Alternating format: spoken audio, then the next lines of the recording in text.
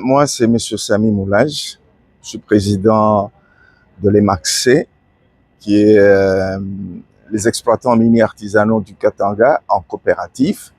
Et j'ai fait également office du secrétaire général de CENSAM, qui veut dire Comité national des suivis et accompagnement de l'artisanat minier.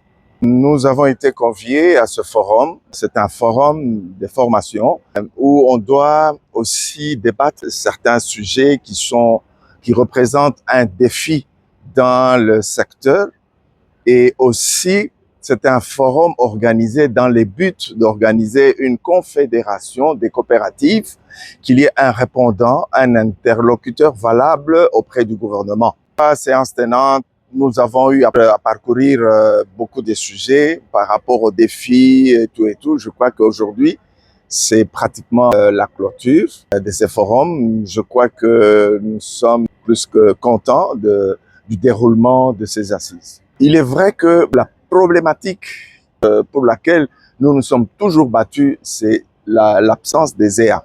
Les EA qui sont les zones d'exploitation artisanale, qui font défaut. Nous sommes géniteurs de l'artisanat minier.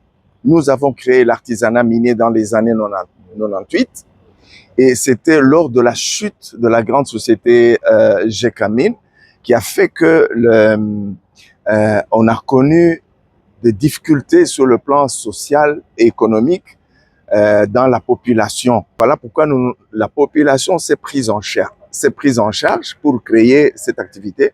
Parce que la Gécamine est tombée en faillite, la Gécamine a injecté 36 000 travailleurs, la Gécamine a réalisé 36 mois d'impaiement de salaire.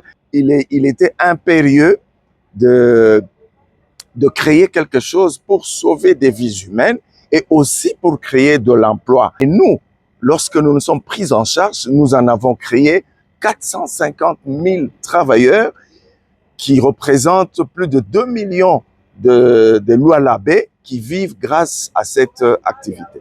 Bon, nous croyons que notre voix sera toujours entendue parce que ce n'est pas aujourd'hui que nous avons commencé à crier. Vous savez, je vous dis que nous sommes géniteurs, c'est-à-dire c'est nous qui avons créé l'artisanat minier comme une révolution. Révolution pourquoi? Parce que d'abord ce n'était pas reconnu dans les codes miniers. Le code minier a reconnu l'artisanat minier 3 ans après. Mais heureusement, Dieu merci, le gouvernement nous a reconnus, nous a autorisé d'exploiter.